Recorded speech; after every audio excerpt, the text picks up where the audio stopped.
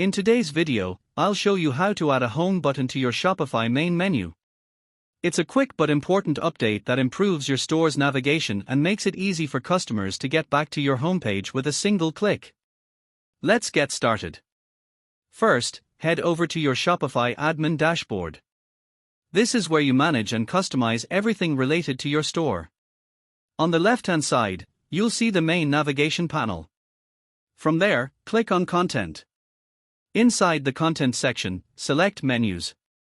This area lets you control all the navigation menus used across your store. Menus play a key role in helping visitors move around your site and find what they're looking for. Next, locate and click on your main menu. This is the primary navigation bar that appears at the top of your website. Once you're in the main menu editor, you'll see a list of your existing menu items. To add a home button, click Add Menu Item. A small window will pop up. In the name field, type Home. This will be the label customers see in your menu. Now it's time to link it to your homepage. Use the link selector and choose your store's homepage from the list.